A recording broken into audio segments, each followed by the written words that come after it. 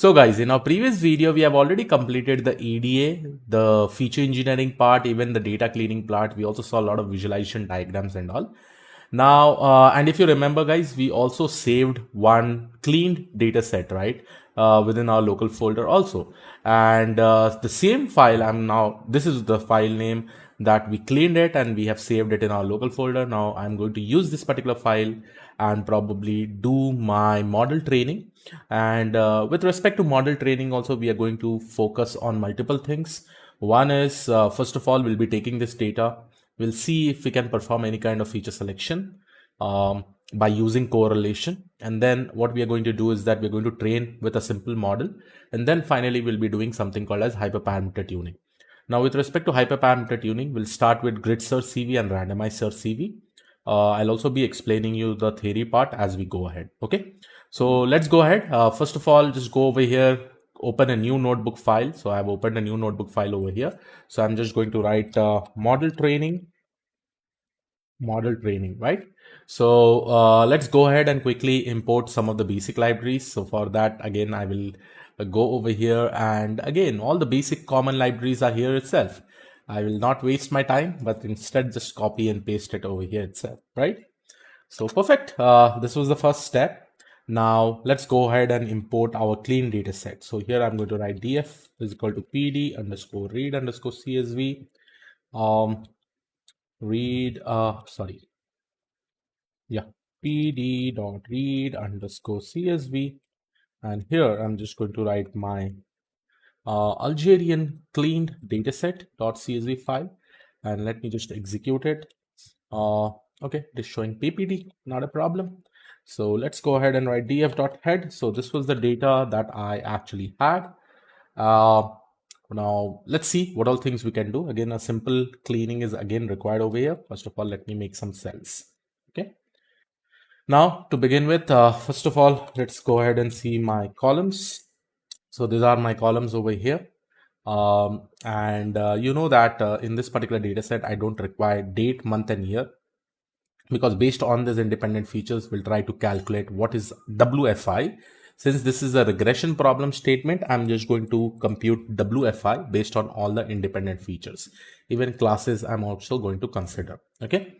If it was a classification problem, I could have kept classes as my dependent feature. Okay.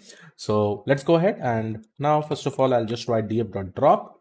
I want to drop month, day, and year. So drop month, day, and year, right? And here I'm just going to basically write all my features name. So first is day, okay. Second feature is basically month, and third feature is nothing but year. Okay. When I'm doing the drop, I'll use axis is equal to 1 because I really want to drop all the columns. Once I execute it, here you can see that it has got dropped. So in order to replicate this as a permanent execution in the DF itself, I can also use in place is equal to true, right? So once I do it, now if I probably go and see df.head, it will get updated in the DF. Okay. So till here, this is perfect. We have done it. Now one issue that we really want to fix is that over here I have classes, right? And we know that in classes, right? So suppose if I write df of classes dot value underscore counts, if I probably write value underscore counts here, okay, unique, it has value underscore count. So here you'll be able to see fire, not fire. I think there are some spaces and you can see so many different things. But at the end of the day, you just have two categories. One is fire and not fire. So I'm just going to write one condition with respect to this. And first of all, I will just say that here I'll just do encoding. And this is just like a feature encoding over here. So I'll write df of classes is equal to np.where. So I'll just put a where condition. And I'll say wherever the df of classes, okay, df of classes, dot, okay, I have to insert dot str dot contains, right? I'm just using this thing and I'm saying not fire, wherever it basically contains this specific value. Then let me close this bracket. Either you can use If it is not fire, I'll say that it is 0. If it is fire, I'll say it as 1. So if you see over here, not fire, here all the values will become 0 and then it will become 1. Okay. So I hope this will work. df of classes dot str dot contains not fire 0 comma 1. Okay, perfect. Now if I probably go and see my df dot head, here you'll be able to see I'm having classes, and probably if I see dot tail, here I'm actually also having this. So now if I probably write df of classes dot value counts, here you'll be able to see all the unique one, right? So 137 is 1, that basically means fire, and not fire is 106. So perfect. Till here we have actually done it. Now we'll divide our features into independent and dependent features, right? So first I'll create my X. Here I will just write df.drop, and the feature that I'm going to drop is nothing but FWI with the axis is equal to 1. Okay. So this will basically become my X feature, and then Y, I can also make sure that I can write df of WFY. Okay. So once I do it, if I probably now go and see X dot head, I can also use ilock. That is not a problem.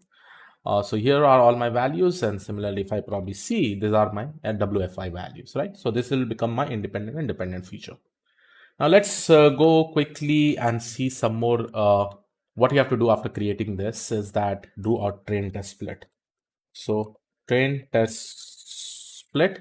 Now in this train test split, what we are going to do over here is that first thing from scalar dot model selection import train test split, and here I'm just going to use x train comma x test comma y train comma y test, right?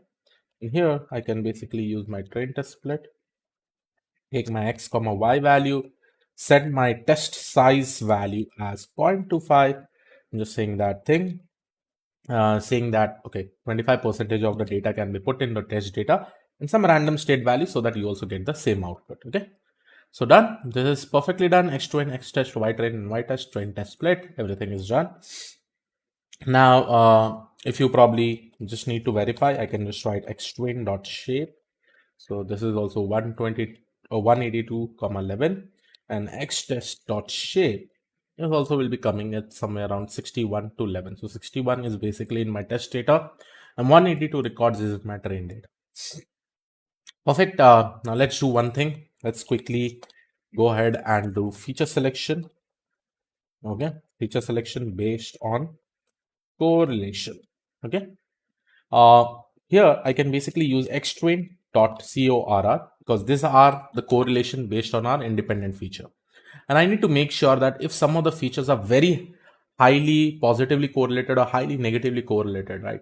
Negative correlated can be an important feature, but highly positively correlated, you should try to remove it. So we can actually set up some threshold values also. Okay. Now let's check for multicollinearity. Multicollinearity basically means your independent feature should not be that much correlated, based on some threshold values. So here I will just say plt.figure. I'll set up a figure size. Okay. And let's say this is my fig size of 12, 10. I really want to have a big figure altogether. So now, first of all, I'll just go ahead and find out my correlation, and I'll write CORR. Now here, what I'm actually going to do is that I'm just going to display this in a diagrammatic way by using SNS, right? So if I write SNS.heatmap, so this will be my correlation. I'm also going to set the annotation as true, and I can use this too. And finally, let's go ahead and execute it. Now here you can see one cool, amazing diagram. This is the entire figure with respect to all the features, classes, BUI. So this minus 0.46 is the relationship between classes and RH. WS and DC relationship is 0.097. That is, it is hardly positively correlated. So all these correlations you'll be able to find it. Now, in order to check for multicollinearity, what I'm actually going to do is that I'm just going to copy and paste one code. And I will be saying that in this code, I'm giving my data set and I'm giving my threshold value. Okay. then what will happen is that if I say this threshold is 0.95, so what it is going to do is that within this all the independent feature, it is going to see that which all features are like 95% positively correlated. If it is so high correlated, we can just remove that specific feature, or we can get that specific feature over here, and based on that we can remove it. Okay, so let's see this code. So here is the correlation function. First of all, I am defining a variable which is a set, because I want only the unique features to come in. Then I will take this data set and find out the correlation, and I iterate through each and every feature over here, which you can see co-matrix dot columns. And then along with the other columns, I'm just going to compare if that correlation is greater than that specific threshold value. Okay, if it is greater than that threshold value, I'm just going to take the column name and add it in this specific set. That is what I'm actually going to do. Now let's go ahead and see. So I'll just call correlation, and let's say over here to test it, I will give my X twin, and then I will say, okay, the threshold may be 0.90.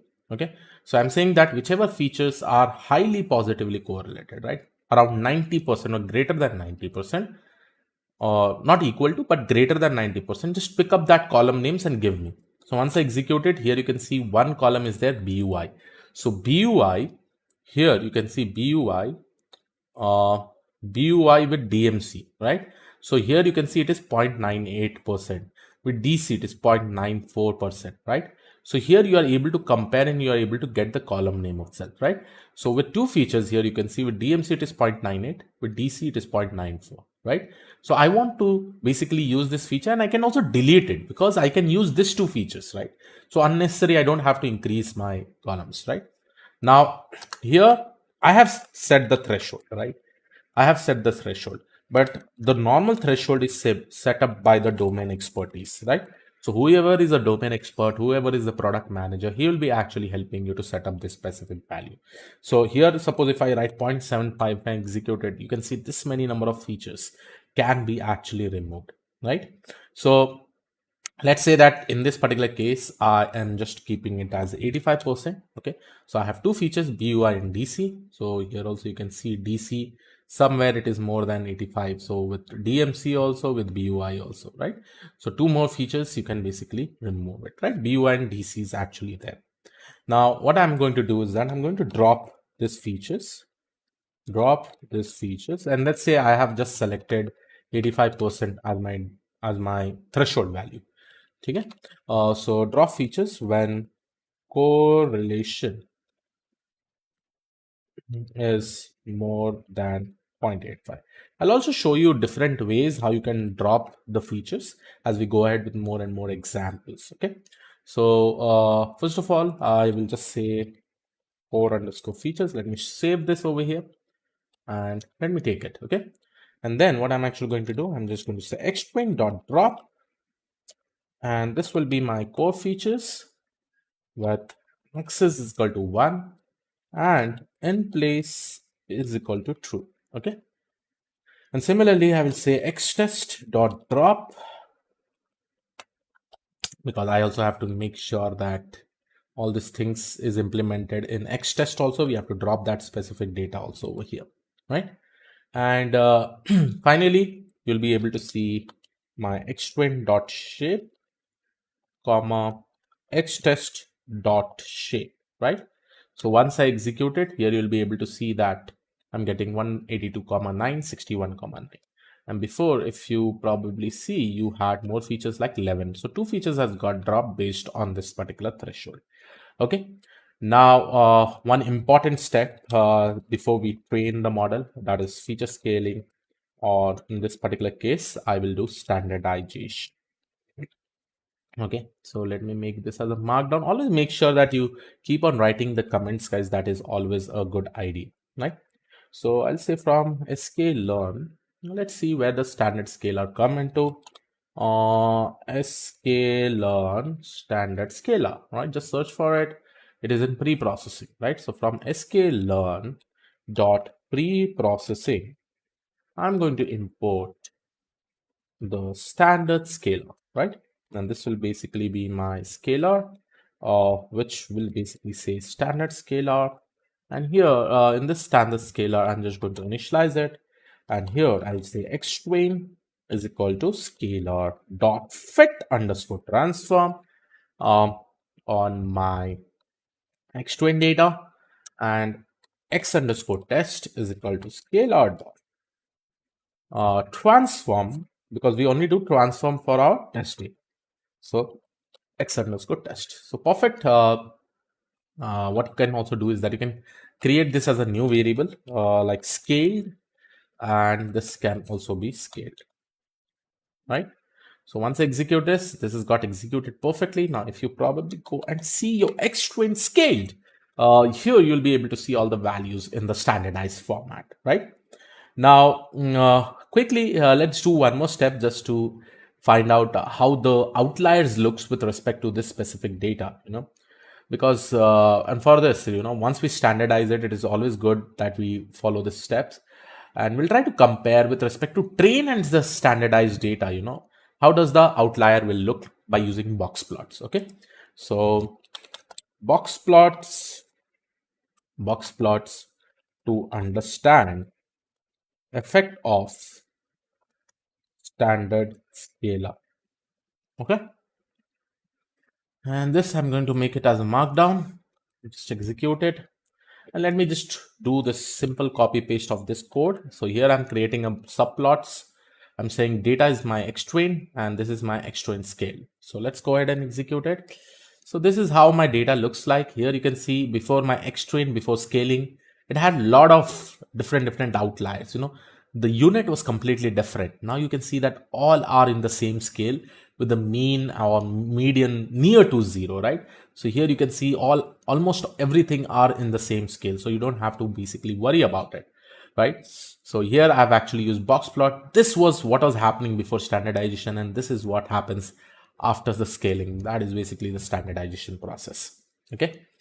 Now, in the next video, like we have done all these things, we have removed the features, we have done feature selection. Amazing. And the next step, what we are going to do is that we are going to start our model training by applying linear regression, rich lasso, and elastic net, and then we'll perform hyperparameter tuning. So yes, I will see you all in the next video. Thank you.